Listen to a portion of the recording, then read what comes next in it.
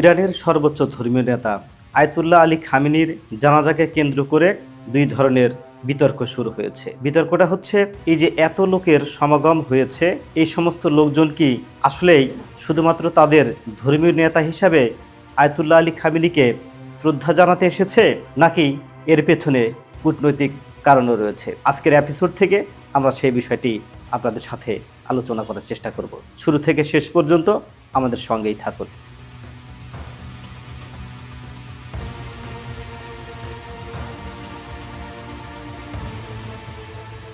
Ayatollah Ali খামেনির মৃত্যুর দীর্ঘদিন পরে তার জানাজা হতে যাচ্ছে। তার পরিবারবর্গের অনেক সদস্যের সাথে তার এই জানাজা হতে যাচ্ছে। আর তার এই জানাজায় বিশ্বের প্রায় 100টি দেশের কয়েক কোটি লোক, কম করে হলেও 2.5 থেকে 3 কোটি লোক এই জানাজায় অংশগ্রহণ করতে যাচ্ছে। এই বিষয়টি বুঝতে গেলে আমাদের কয়েকটি ধাপে আলোচনা করতে হবে। প্রথম ধাপ হচ্ছে ধর্মীয় গুরুত্বের দিক দিয়ে অনেক শিয়া মুসলিমের কাছে আয়াতুল্লাহ আলী খামেনি শুধু একজন রাষ্ট্রনেতা ছিলেন না, তিনি ছিলেন একজন সর্বোচ্চ ধর্মীয় নেতা। তাই তার জানাজায় অংশ নেওয়াকে অনেকে ধর্মীয় দায়িত্ব বা সম্মান প্রদর্শনের অংশ হিসেবে দেখেন। এজন্য সাধারণ মানুষ, আলেম ও শিয়া সম্প্রদায়ের সদস্যরা স্বতঃস্ফূর্তভাবে এই জানাজায় অংশগ্রহণ করেছেন। যদি আমরা এর দ্বিতীয় ধাপ নিয়ে আলোচনা করি, তাহলে আমাকে বলতেই হয় দ্বিতীয় ধাপটা মূলত একটি কূটনৈতিক বার্তা দিয়ে থাকে। রাষ্ট্রপ্রধান বা উচ্চ পর্যায়ের প্রতিনিধিরা জানাজায় গেলে সেটি শুধু শোক প্রকাশ নয়, এটি একটি কূটনৈতিক বার্তাও হতে পারে। এই মুহূর্তে ইরান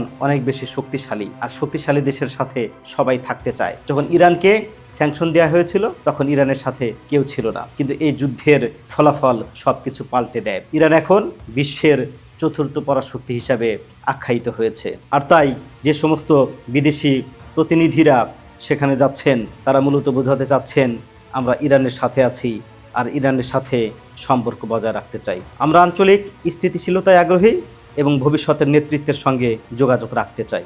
তৃতীয় ধাপটাকে আমি রাজনৈতিক অবস্থান হিসাবে দেখছি। তাহলে সেটি আবার কি? কিছু দেশ বা রাজনৈতিক গোষ্ঠী ইরানের সঙ্গে ঘনিষ্ঠ সম্পর্ক রাখে। তাদের উপস্থিতি অনেক সময় একটি রাজনৈতিক সংকেত দেয়, বিশেষ করে মধ্যপ্রাচ্যের শক্তির ভারসাম্য, পশ্চিমা দেশগুলোর নীতি কিংবা আঞ্চলিক জোটের প্রেক্ষাপট। চতুর্থ ধাপটাকে আমি দেখছি ভবিষ্যতের যে ইরান, সেই ইরানের নেতৃত্বকে স্বীকৃতি দেওয়া। ওই যে আমি শুরুতেই বলেছিলাম, ইরান এখন পৃথিবীর অন্যতম পরাশক্তি। কাজেই ইরানের ভবিষ্যৎ নেতৃত্বকে স্বীকৃতি জানানোর জন্যই অনেকেই আসছেন আয়াতুল্লাহ খামেনির জানাজায় অংশগ্রহণ করতে। ভবিষ্যৎ নেতৃত্বকে স্বীকৃতি, এ ধরনের বড় রাষ্ট্রীয় জানাজা নতুন নেতৃত্বের জন্যও একটি গুরুত্বপূর্ণ মুহূর্ত।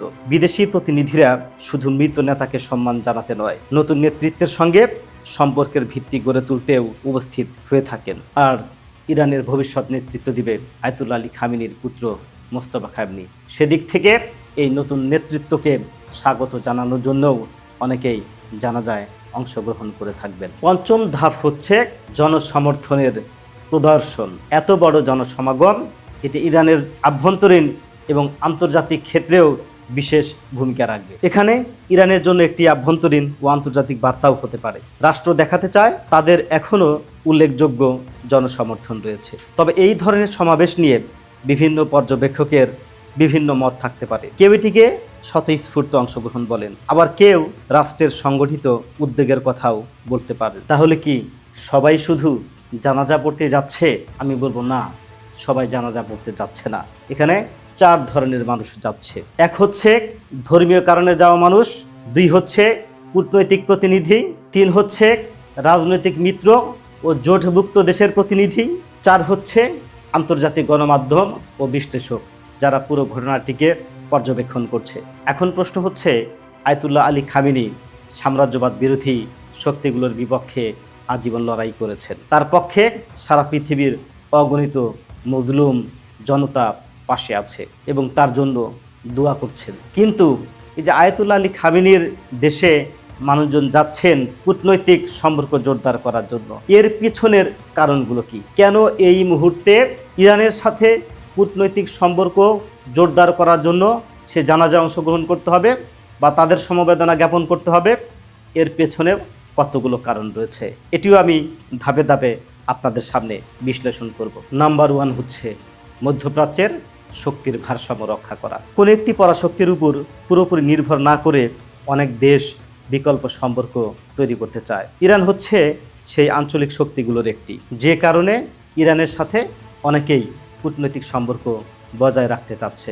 নাম্বার 2 হচ্ছে জ্বালানি ও তেলের স্বার্থ। ইরানের বিশাল তেল ও গ্যাসের মজুত রয়েছে। ভবিষ্যতের জ্বালানি নিরাপত্তার কথা ভেবে অনেক দেশ তাদের সাথে সম্পর্ক বজায় রাখতে আগ্রহী। 3 হচ্ছে ভূ রাজনৈতিক অবস্থান। ইরানের অবস্থান অত্যন্ত গুরুত্বপূর্ণ, বিশেষ করে হরমুজ প্রণালীকে কেন্দ্র করে। হরমুজ প্রণালী বিশ্বের অন্যতম গুরুত্বপূর্ণ সমুদ্র পথ। এই পথ দিয়ে বিশ্বে বিপুল পরিমাণ তেল পরিবাহিত হয়। তাই ইরানের সঙ্গে সম্পর্ক কৌশলগতভাবে অনেক গুরুত্বপূর্ণ, যেই কারণে অনেক দেশই ইরানের সাথে কূটনৈতিক সম্পর্ক বজায় রাখতে চায়। এরপরে 4 নম্বর হচ্ছে যুক্তরাষ্ট্রের নীতির বিকল্প খোঁজা।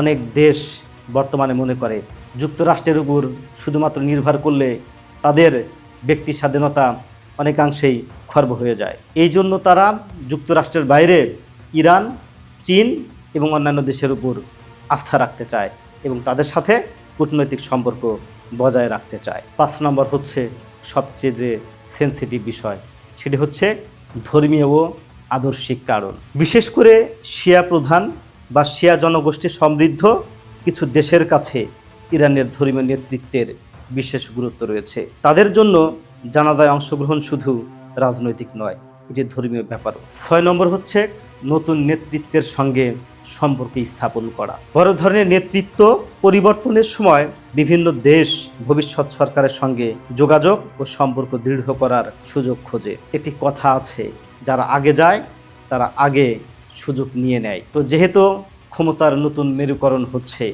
অবশ্যই হচ্ছে, মধ্যপ্রাচ্যে বিশেষ করে সারা পৃথিবীতে ক্ষমতার এমন মেরুকরণ হয়েছে, সেখানে ইরানকে ঘিরে নতুন বলয় তৈরি হয়েছে।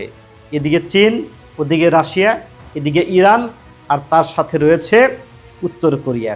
এই যে শক্তির বলয়, অনেকে চাচ্ছে এই শক্তির সাথে সম্পর্ক স্থাপন করে নিজেদেরকে এগিয়ে নিয়ে যাওয়া। তো অনেকেই যুক্তরাষ্ট্রের বেল থেকে বের হয়ে এই অক্ষর শক্তিতে তারা যোগদান করতে যাচ্ছে, যেই কারণে নতুন শক্তির মেরুতে অনেকেই আসতে চাচ্ছে, যে কারণে তারা তাদের কূটনৈতিক সম্পর্ক ইরানের সাথে বজায় রাখতে চায়। সর্বশেষ হচ্ছে প্রতীকী রাজনৈতিক বার্তা। কোনো দেশের উচ্চ পর্যায়ের প্রতিনিধি জানাজায় গেলে সেটি অনেক সময় এই বার্তা দেয় যে আমরা আপনাদের সঙ্গে যোগাযোগ রাখতে চাই। এটি সবসময় আমেরিকার বিরোধিতা বোঝায় না। সুতরাং ইরানের প্রতি আগ্রহ বাড়ার অর্থ এই নয় যে বিশ্ব আমেরিকাকে ত্যাগ করেছে, বরং অনেক দেশ একই সঙ্গে যুক্তরাষ্ট্রের সঙ্গেও সম্পর্ক রাখছে, আবার নিজেদের স্বার্থে ইরানের সঙ্গেও সম্পর্ক বজায় রাখছে। তবে সবচেয়ে বড় কথা হলো, পৃথিবীর সাম্রাজ্যবাদ বিরোধী শক্তির সবচেয়ে বড় প্রতিবাদকারী মজলুম মানুষের প্রিয় নেতা আয়াতুল্লাহ আলী খামেনি তিনি বিদায় নিয়ে চলে গেছেন। তার বিদায়ে পুরো ইরানের মানুষ যেভাবে কেঁদেছে, পৃথিবীর আর কোনো রাষ্ট্রনায়কের জন্য মনে হয় এভাবে কেউ কাঁদেনি। যে দেশের নাগরিক তার রাষ্ট্রনায়কের জন্য এভাবে কাঁদতে পারে, সেই দেশকে কখনোই থামিয়ে রাখা যায় না, সে দেশকে কখনোই ধ্বংস করা যায় না। আর এত মানুষের ভালোবাসা যে মানুষটি পেয়েছে, সে মানুষের ভিতরে আল্লাহ নিশ্চয়ই রহমত রেখেছে। আমরাও দোয়া করি আয়াতুল্লাহ আলী খামেনির পবিত্র আত্মাকে আল্লাহ রহমতের ছায়া দান করুক, আবাদুল আবাদ তক। আমিন।